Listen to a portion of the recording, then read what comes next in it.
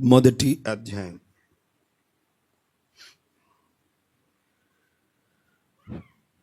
అపోస్తలుడైన పౌలు గారు ఫిలిప్పీలకు ఈ పత్రిక రాస్తున్నప్పుడు ఆయన ఖైదుగా ఉన్నాడు, చెరసాలలో ఉన్నాడు. చెరసాలలో ఉండి ఫిలిప్పీలకు ఈ పత్రిక రాశాడు. ఆయన చెరసాలలో ఉండి పలికిన కొన్ని అమూల్యమైన మాటలండి. ఈ కొన్ని విషయాలు మనం చూసుకోబోతున్నాం. 3వ వచనం నుంచి. మొదటి దినము నుండి ఇది వరకు సువార్త విషయములో మీరు నాతో పాలివారై ఉండుట చూచి మీలో ఈ సత్క్రియనారంభించిన వాడు యేసుక్రీస్తు దినము వరకు దానిని కొనసాగించునని రూఢిగా నమ్ముచున్నాను గనుక పౌలు గారు అంటున్నారు, మొదటి దినము నుండి ఇప్పటి వరకు సువార్త విషయములో మీరు నాతో ఏమై ఉన్నారు? పాలివారై. ఇంగ్లీష్ బైబిల్ మీ దగ్గర ఉంటే పార్ట్నర్షిప్ అనే మాట వాడబడింది. అంటే ఇట్స్ ఎ బిజినెస్ టర్మ్ అండి. అది బిజినెస్లో వాడబడే టర్మ్. అది పార్ట్నర్షిప్ అంటే అర్థం ఏంటంటే మీరు నేను మనము కలిసి ఒక పనిలో ఉన్నాము, పార్ట్నర్షిప్లో ఉన్నాము అంటున్నాడు. మొదటి నుండి ఇప్పటి వరకు సువార్త ఏంటి? మన పార్ట్నర్షిప్ దేంట్లో? బిజినెస్లోనా? భౌతికమైన బిజినెసా? మన పార్ట్నర్షిప్ చిట్టీలలో, దాంట్లో దీంట్లో ఆ పనులలోనా? కాదు. మన పార్ట్నర్షిప్ ప్రియులారా వినండి, మీరు నేను మనమందరం కలిసి మనం పార్ట్నర్స్. హల్లెలూయా చెప్పండి. అంటే ఇప్పుడు ఒక బిజినెస్లో మీకు పార్ట్నర్షిప్ ఇచ్చారనుకోండి, అప్పుడు ఇద్దరికి ఎంతెంత వస్తుందండి? 50-50%. మీరు నేను మనము, పౌలు గారు అంటున్నారు అదే మాటను మీకు కూడా చెప్తున్నాను. దైవజనునికి ఎప్పుడు సంతోషం అనే విషయాలని చెప్తున్నాను. మనమందరము సువార్త విషయములో మనం ఒక పార్ట్నర్స్మై ఉన్నాము. Hallelujah. We are partners in the gospel. సువార్త విషయంలో మనము పార్ట్నర్స్ అయినాం. ప్రియులారా, ఇక్కడ వింటున్నటువంటి మీరు లేదా లైవ్లో వింటున్నటువంటి వారు కూడా గుర్తుపెట్టుకోవాలా, మనమందరము వీఆర్ పార్ట్నర్స్. హల్లెలూయా. పార్ట్నర్స్ అయినాం. నన్ను ఓకే లెట్ ఇట్ బి. ఇప్పుడు సువార్త విషయంలో పార్ట్నర్స్ అంటే సువార్త వ్యాపకము విషయంలో, సువార్త ఇతరులకు ప్రకటించడం విషయంలో. సువార్త అంటే ఏంటిదండి? మంచి వార్త, శుభవార్త. ఈ భయంకరమైనటువంటి లోకంలో న్యూస్ పేపర్ తెరిస్తే శుభవార్తలు లేవు, టీవీ ఛానల్ తెరిస్తే శుభవార్తలు లేవు.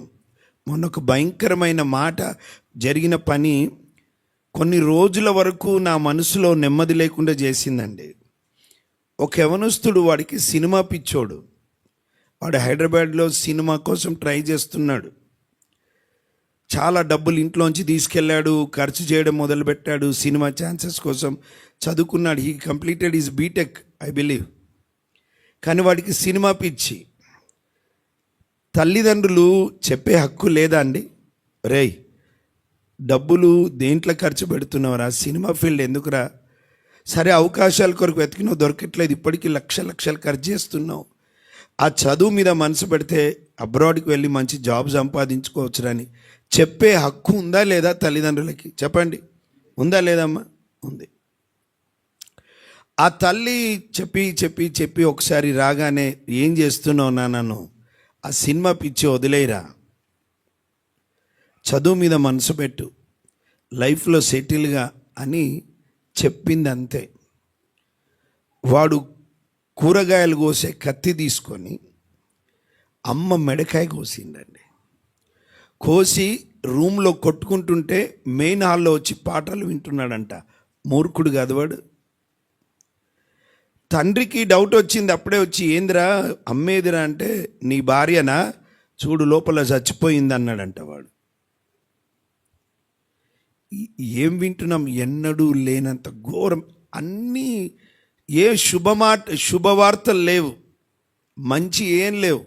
భార్య భర్తల్ని, భర్త భార్యల్ని, పిల్లల్ని, తల్లిదండ్రులు పిల్లలని చంపుతున్నటువంటి భయంకరమైన వార్తలు వింటున్న ఈ లోకంలో ఒకే ఒక్క గుడ్ న్యూస్ ఈజ్ దేర్. ఒక్క శుభవార్త ఉంది. ఆ శుభవార్త ఏంటో తెలుసా? మనుషులకు కావలసిన వార్త ఏంటో తెలుసా? మనమందరము పాపానికి శిక్ష నిత్యము మండే అగ్నిగుండము. ఆ పాపము వల్లనే ఇదిగో ఈ శాపంలో బ్రతుకుతున్నాము. అయితే ఈ శాపం నుండి, పాపం నుండి విడిపించడానికి దేవాది దేవుడు ఈ లోకంలో జన్మించి, జీవించి, సమస్త మానవాల్ని ప్రేమించి, వారి కొరకు సిలువలో తన రక్తాన్ని కార్చి, చనిపోయి, పాతిపెట్టబడి, 3వ దినమున తిరిగి లేచి ఆరోహణమై మళ్ళీ రాబోతున్నాడు. ఈ శాపగ్రస్తమైన భూమిలో మీది కాదు, ఇంకా ఆయనతో పాటు మనం పరలోకం నిరంతరం ఉండబోతున్నాము అన్న వార్త శుభవార్త అండి. అక్కడ కన్నీరు లేదు, చీకటి లేదు, ఆకలి లేదు, దుఃఖము లేదు, సాతానుడు లేడు, రోగము లేదు, సూర్య చంద్రుల అవసరమే లేదు. అదొక అద్భుతమైన లోకం, దేవుడే ప్రకాశించు లోకం. ఆ లోకంలో మనకు ఒక స్థానం ఉంది. ఆ స్థానం యేసుక్రీస్తు ద్వారా దొరుకుతుంది అని ఈ సువార్త ప్రజలకు చెప్పగలిగితే ప్రియులారా 2 విషయాలు జరుగుతాయి. మొదటిది, ఇక్కడ వారు ఆదరించబడి ధైర్యపరచబడతారు. వారు రక్షించబడి ఒక రోజున నిత్య రాజ్యంలో ఉంటారు వాళ్ళు. దిస్ ఈజ్ సింపుల్ గాస్పల్ అండి. పెద్ద మీనింగ్, పెద్ద లోతు ఏం లే. పాపము, శిక్ష, రక్షకుడు. పాపం చేశాం, శిక్ష ఉంది, రోగం ఉంది, ఆయన మందు. ఇది చెప్తే చాలండి. పెద్ద ప్రీచర్లు కావాల్సిన అవసరం లేదు సువార్త చెప్పడానికి. మీకు పెద్ద జ్ఞానం కూడా అవసరం లేదు సువార్త చెప్పడానికి. బైబిల్ కాలేజీలు ఇన్ని బుక్కులు అవన్నీ అవసరమే, కానీ సువార్త చెప్పడానికి చదువు కూడా అవసరం లేదు. ఇదిగో మనం పాపం చేశాము, శిక్షకి పాత్రలము, ఈ శాపాన్ని కొని తెచ్చుకున్నాము. అయితే దేవుడు మనల్ని ప్రేమించి మన కొరకు సిలువలో ప్రాణం పెట్టాడు. ఎవరైతే ఆయనను అంగీకరిస్తారో వారు నశింపక నిత్య జీవాన్ని పొందుకుంటారు అని సింపుల్గా చెప్పడమే వార్త. ఈరోజు మా జీవితాలు ముగించుకుంటున్నామని చనిపోతున్నారే, వారికి ఏ వార్త లేదో తెలుసా? వినబడలేదో తెలుసా? శుభవార్త వినబడలే. శుభవార్త వింటే ఆత్మహత్యలు చేసుకోరు. ఓ రోజు ఒక సహోదరి విషో అని బుక్లో చదివాను. ఆమె తన పరిస్థితిని బట్టి ఆత్మహత్య చేసుకుందాం అనుకుంది. చాలా సంవత్సరాల కిందట ఆర్ఆర్కే మూర్తి గారు బ్రతుకున్నప్పుడు జరిగిన నిజ సంఘటన ఇది. క్రైస్తవురాలేం కాదు, తన బాధను బట్టి ఇంకా చచ్చిపోవాలనుకుంది. పిల్లలు స్కూల్లోంచి రాగానే వారిని తయారు చేసి ట్యూషన్కి పంపించింది. భర్త రావడానికి ముందే చావాలని ఇష్టపడింది. ఇంకా ఆ రోజులలో కెరోసిన్ ఉంటుండే కదా, కెరోసిన్ అంతా పోసుకుంది. కరెక్ట్గా అంటబెట్టుకుందామనేసరికి తనకు ఒక డౌట్ వచ్చింది. నేను నిప్పంటించుకుంటాను, అరుస్తాను బాధ తట్టుకోలేక. అరుస్తే మళ్ళీ ఎవరైనా వచ్చి నన్ను కాపాడుతారు కనుక నన్ను ఎవ్వరూ కాపాడకుండా నేను అరిసినా, బాధతో అరిసినా వారు వినబడకుండా ఏం చేయాలని వెళ్ళి పాతది పెద్ద రేడియోలు ఉండేవి, ఆ రేడియోను ఫుల్ సౌండ్ తిప్పి ఇలా తిప్పేసింది. తిప్పగానే అదే టైంలో ఆ ఎక్కడ కనెక్ట్ అయిందో తెలుసా? ఆర్ఆర్కే మూర్తి గారు మాట్లాడుతున్న సాయంకాలపు కూడికకు కనెక్ట్ అయింది. ఆయన దైవజనుడు ఇలా మాట్లాడుతున్నాడు, ప్రియులారా అంతా కులాసేనా? బాగున్నారా? ఆత్మహత్య చేసుకోవాలనుకుంటున్నారా? వద్దు అని పరిశుద్ధాత్మ దేవుడు ఆయన ద్వారా కరెక్ట్ టైంలో ఆ మాట మాట్లాడడం మొదలు పెడితే ఆమె ఆమెకి నా గురించి ఆయనకి ఎట్లా తెలుసు, నేను ఆత్మహత్య చేసుకోబోతున్నాను అని జాగ్రత్తగా వినడం మొదలుపెట్టింది. ఆ ప్రోగ్రాం అంతా అయిపోయేంత లోపు ప్రియులారా ఆత్మహత్యను విరమించుకుంది. అంతేకాదు తర్వాత ప్రభువుని అంగీకరించింది. ఏంటి ఈ భయంకరమైన వార్తల మధ్యలో ఒకే ఒక్క శుభవార్త, యేసు వార్త. ఈ సువార్త వ్యాపకం విషయంలో మనం పార్ట్నర్స్ అండి, ఇక వేరే బంధం కాదు. మన బంధం ఎక్కడి నుండి వచ్చింది? మనం రక్త సంబంధికులమా? కాదు, యేసు రక్త సంబంధికులం మనం. హల్లెలూయా. ఇది చాలా బలమైన రక్త సంబంధం. ఈ లోకంలోనే కాదు, పరలోకంలో నిత్యత్వంలో ఉండబోతున్నాం మనం. అయితే పౌలు గారు అంటున్నారు, ఇదిగో మొదలుపెట్టినటువంటి ఈ పార్ట్నర్షిప్లో మీరు కొనసాగుతున్నారు, చివరి వరకు ఆయన నడిపిస్తాడు. నా చిన్న ప్రశ్న, సువార్త వ్యాపకం విషయంలో నువ్వు పార్ట్నర్గా ఉన్నావా? బాధ్యత తీసుకున్నావా సంఘములో? పౌలు గారు అంటున్నారు చూడండి, మొదటి దినము నుండి ఇది వరకు సువార్త విషయములో మీరు నాతో పాలివారై. ఇది దైవజనుడు కోరుకునేటువంటి ఒక అద్భుతమైన విషయం. సువార్త వ్యాపకము విషయములో పాలిభాగస్తులు కావాలి మీరు. లేకపోతే ఏం బంధం అండి మనది? ఇంకా టైంపాస్ బంధం కదా. ఇది సంఘములో దేవుడు నిన్ను జతపరిచాడంటే నువ్వు దాసుడుగా కాదు, పనోడుగా కాదు, పార్ట్నర్గా జతపరిచాడు దేవుడు దైవజనుడితో పాటు. అందరం కలిసి మన పార్ట్నర్షిప్ మళ్ళీ ఆయనతో ఉంది, క్రీస్తుతో. సువార్త వ్యాపకం విషయంలో పాలిభాగస్తులు కావాలి ప్రియులారా. ఈరోజు ఈ ప్రశ్న మిమ్మల్ని మీరు వేసుకోండి. సువార్త వ్యాపకం విషయంలో, సువార్త ప్రకటన విషయంలో నా వాటా ఎంత? 50% వేసుకున్నారంటే లాభంలో కూడా ₹1,00,000 బిజినెస్ అనుకుందాం ఎవరిదైనా. ఈయన 50,000 వేసుకున్నాడు. అప్పుడు లాభంలో ఎంత వస్తుందండి ఇద్దరికి? 50%. నా ప్రశ్న ఏంటంటే, యేసయ్య ప్రేమ మందిరంలో దేవుడు నిన్ను నడిపించాడు, విట్నెసెస్ ఫర్ క్రైస్ట్ మినిస్ట్రీస్లో ఎప్పుడో జతపరచబడ్డావు. నీ వాటా ఎంత సువార్త వ్యాపకంలో? What is your portion? నీ వ్యాపకం ఎంత? అతిథివా? అతిథి ఏంటిది? వస్తాడు, విజిట్ చేసిపోతాడు. పనివాడివా? వాడికి జీతం ఉంటే ఇస్తాడు, లేదా రాడు, డుమ్మలు కొడుతుంటాడు. కానీ నువ్వు పార్ట్నర్ను, కుమారుడివి నువ్వు. హల్లెలూయా. సువార్త విషయములో మనం పార్ట్నర్స్ అన్న సంగతి మర్చిపోవద్దు. ఏమండి, సోదరుడు లచ్చు చెప్తా ఉన్నాడు, బెంగళూరులోంచి పిల్లలతో కూడా నిన్న మాట్లాడుతూ ఉన్నా. నిన్ననేనా మీతో మాట్లాడినా? ఒక తల్లి ఫోన్ చేసింది సోదరుడు లచ్చుకి బెంగళూరులో. తన బాధ ఏందో తెలియదు. కొడుకులు పక్కకు పెట్టేశారు, పరిస్థితి బాగాలేదు. ఓ రాత్రి రోడెక్కింది చావడానికి. రోడెక్కింది. బస్సు కిందో లారీ కిందో పడి చచ్చిపోతాను, లేదా బావిలో దూకి చచ్చిపోతానన్న ఆలోచనతో వచ్చింది. క్రైస్తవురాలే. చూడండి, ఎంత క్రైస్తవురైనా కొన్ని సందర్భాల్లో పరిస్థితులు చేయి దాటిపోయినప్పుడు నిరీక్షణ కోల్పోయి చెయ్యకూడని పనులు చేసే ప్రమాదం ఉంది. సరైన సహవాసం లేకపోవడం వల్ల కూర్చొని అలా రోడ్డు చచ్చిపోవడానికి రెడీ అయి బయటకు వచ్చింది ఇంట్లోంచి. అప్పుడు మన పరిచర్య నుండి ఒక చిన్న వాగ్దానం అక్కడికి వెళ్ళింది. ప్రొద్దున రిలీజ్ చేశారు పిల్లలు. అది చూసిందంట.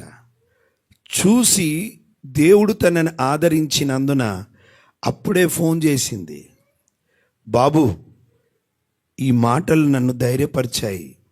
నేను చావడానికి రోడెక్కాను, కానీ దేవుడు నాతో మాట్లాడాడు. నేను తిరిగి నా ఇంటికి పోతున్నాను, నీ దైవజనుడికి చెప్పు. చూడండి, నేను వీళ్ళకి అన్నాను, ఎడిటింగ్ వర్క్ కదా అని సిలువుగా తీసుకోకండి.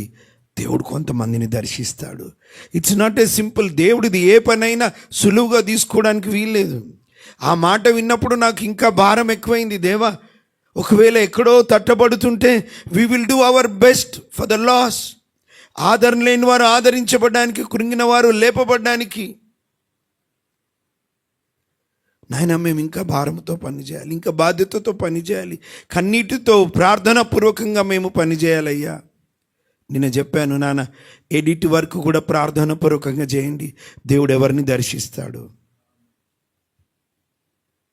ప్రియులారా, నా ప్రశ్న, సువార్త వ్యాపకం విషయంలో are you a visitor or partner? నువ్వు అతిథివా లేకపోతే పార్ట్నర్వా? ఇంటి విషయంలో అతిథికి ఏం బాధ్యత ఉంటుందండి? కొడుకుకు బాధ్యత ఉంటుంది. నాన్న బిజినెస్ చూసుకోవాలరా మనం. అతిథి ఏముంటుంది? చూస్తాడు, వెళ్ళిపోతాడు. ఈ బిజినెస్ ఉంటే ఎంత, పోతే ఎంత అనుకుంటాడు. సంబంధం ఉండదు. కానీ కొడుకు రక్తం కదా, మరి యేసు రక్తం కదా మనది. ఒక భక్తుడు ఇలా అంటాడు, ఒకరోజు కిషోర్ అన్న పెట్టిండు అనుకుంటా, వీడియో చూశాను. ఆయన అంటాడు, నీతో ఉన్నటువంటి వారు some for the season, some for the reason. కొంతమంది సీజన్కి తగ్గట్టు ఉంటారు, ఆ సీజన్లో వెళ్ళిపోతారు. కొంతమంది రీజన్ ఉంటుంది, వాళ్ళకు లాభము, వాళ్ళకు క్షేమం ఉన్నప్పుడు మాత్రమే ఉంటారు. అది జరగనప్పుడు వాళ్ళు వెళ్ళిపోతారు. బట్ సమ్ ఫర్ ఇటర్నిటీ, నిత్యత్వం వరకు ఉంటారు. అంటే ఇక్కడ అక్కడ. కొంతమంది నువ్వు బాగున్నప్పుడే ఉంటారు, బాగలేనప్పుడు మునిగిపోతున్న ఈ ఓడలో ఎందుకు ఉండాలని వెళ్ళిపోతారు. కొంతమంది నువ్వు పైకి ఎదుగుతున్నప్పుడు ఎదిగిపోతారు, ఎందుకంటే ఈర్ష్య వాళ్ళు తట్టుకోలేరు.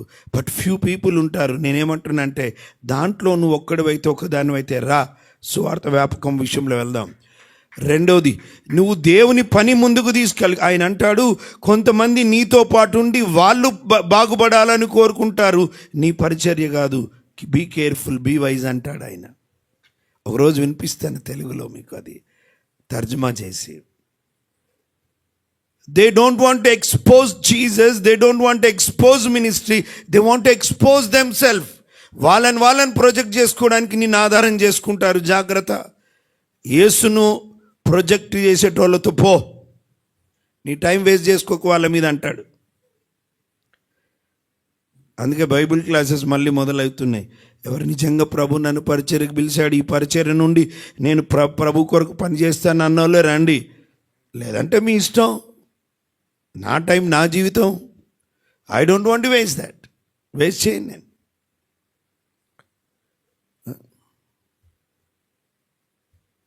ఓ రోజు పెద్ద గులాబీ మొక్కను చూసినాను, కానీ పెద్ద తీగను చూశాను, చాలా పెద్ద తీగ. అడిగాను అక్కడ, అన్న ఇది ఇంత పెద్దగైంది, ఎప్పుడు పువ్వులు రావు? ఆయన అన్నాడు, ఇది మొగ గులాబీ తీగ అని. అప్పుడే తీసుకొచ్చి కట్ చేస్తుంటే నేను అడిగినాను, ఎందుకంటే ఇది పువ్వులు ఇస్తలేదు. ఏ ఇంటి వ్యక్తి అయినా ఆ ఇంటి క్షేమం కోరుకుంటాడు కదా. ఏ దైవజనుడైనా తనకివ్వబడిన భారభరితమైన ఆ పరిచర్యలో రావాలని, దేవునికి మహిమ రావాలని కోరుకుంటాడు కదా. అది ఫలించకపోతే అన్నాడు కదా, 3 సంవత్సరాల నుంచి వస్తున్నానయ్యా, అది ఫలించట్లేదు. అప్పుడు తోటమాలి అన్నాడు, ఇంకొక సంవత్సరం ఉండని అయ్యా, ఇప్పుడు కూడా అది ఫలించకపోతే కట్ చేయి. అంటే God is so serious about fruit, otherwise God will cut the root. మీకు అర్థమవుతుందా? Your life is flying. ప్రొద్దు నుంచి నాకు మనసు అదే బాధ. నాకు హ్యాపీ బర్త్డే అంటున్నారు, but every birthday reminds my destiny. Nothing wrong to thank God, nothing wrong to have. దేవునికి కృతజ్ఞత చెల్లించాలి, అందరితో కేకులు కట్ చేయాలి, okay. But truth is this, we are going to the tomb. ఏం చేశాం? నా పిల్లలతో ఏం చేసినానరా? కేక్ నాకు ఏం చేసిండ్రా? ఏం చేసిన? ఏదైనా చేసిందంటే దేవుని దయ, కానీ చేయాల్సినంత చేయలే యథార్థంగా. కేకులు, శాల్వాలు, ఏం తలకాయ నొప్పి, అవసరం లేదు నాకు. తిడుతున్నానా? చెబుతున్నా సత్యం. కేకులు తింటే పోతాయండి, ఆత్మలు చూడండి. మీరు వచ్చేటప్పుడు ఆడ గుంపు ఉండే అనుకుంటాను, చెరువు కట్ట కాడ సూసైడ్ చేసుకున్నారు. People are die. సువార్త వ్యాపకం విషయంలో పార్ట్నర్స్ కండి ఈరోజు పిలిపిస్తున్నాను. నానా తప్పులు జరిగిపోతాయి, misunderstand. Come let's together with for one purpose. Let's come one purpose for one God, one vision పెట్టుకుందాం, ముందుకెళ్దాం. Praise the Lord. ఏమంటుంది చూడండి, సువార్త విషయంలో మీరు నాతో పాలువారై ఉండుట చూచి మీలో ఈ సత్క్రియను ఈ ఆరంభించిన మంచి క్రియ ఎవరు ఆరంభించారో తెలుసా? వినండి. సువార్త పని విషయంలో పార్ట్నర్స్ ఎవరైతే ఉంటారో దేవుడు వారిలో కార్యం మొదలుపెట్టాడు. అంటే దేవుడికి అందుబాటులో ఉన్నారు, దేవునికి కనెక్ట్ అయి ఉన్నారు, దేవుని హృదయాన్ని ఎరిగినటువంటి వారు కనుక వారిలో కనెక్ట్ చేశాడు. ఏంటండి, యెరూషలేము గోడలు, ప్రాకారపు గోడలు కూలిపోయినప్పుడు ఆ గోడల మీద కూసున్న వారు లేరా? ఎంతోమంది. 1365 కిలోమీటర్ల దూరం ఉన్న నెహెమ్యా దగ్గరికి ఎందుకు వార్త పంపించాడో తెలుసా? దేవుడు ఆయనైతే భారము కలిగి ప్రతిస్పందించి గోడల్ని కడతాడని అక్కడికి పంపించాడు. యెరూషలేములో ఆల్రెడీ కూలిపోయిన గోడల మీద కూర్చొని ముచ్చటిండుతుంటున్న వారు ఎంతోమంది ఉన్నారు అక్కడ. ఈరోజు వాట్ ఈజ్ యువర్ లైఫ్? నీ పర్పస్ ఏంటి? దేని కొరకు బ్రతుకుతున్నావు? బాధలు, అవి ఉంటాయి బ్రదర్, ఎప్పుడు ఉంటాయి, పోయేంత వరకు ఉంటాయి. అది కాదు మెయిన్ గురి పెట్టుకో. బాధలు లేని వాళ్ళు ఎవరున్నారండి? తల్లి గర్భంలోంచి బయటికి రాగానే బిడ్డ ఏడుస్తుంది, స్టార్ట్ అయినట్టే. వచ్చేటప్పుడు ఏడుచుకుంటూ వస్తాడు వాడు, పోయేటప్పుడు ఏడిపించుకుంటూ పోతాడు. మధ్యలో దేవుణ్ణి ఆనందింపజేసే జీవితం గురించి ఆలోచించండి. నాకు బాధలు బ్రదర్, నాకు ఎవరికి లేవు, నాకు లేవంటారా? ఎవరికి లేవు బాధలు? అడగండి ఇక్కడ కూర్చున్న వాళ్ళకి, ఎవరికి బాధ లేని వాళ్ళు ఎవరన్నారని. ఒకే రకమైన బాధలు ఉండకపోవచ్చు, ఒక్కొక్కరికి ఒక్కొక్క రకమైన బాధలు ఉన్నాయి. కానీ ఉద్దేశం దేని కొరకు బ్రతుకుతున్నాం? నేను ఎక్కడి నుండి వచ్చాను, ఎందుకున్నాను, ఎక్కడికి పోతున్నాను, ఇక్కడ నన్ను దేవుడు ఎందుకు పెట్టాడు? మీ పనులు మీరు చేసుకుంటూనే, మీ ఉద్యోగాలు మీరు చేసుకుంటూనే సువార్త వ్యాపకం విషయంలో ముందుకు వెళ్ళాలి.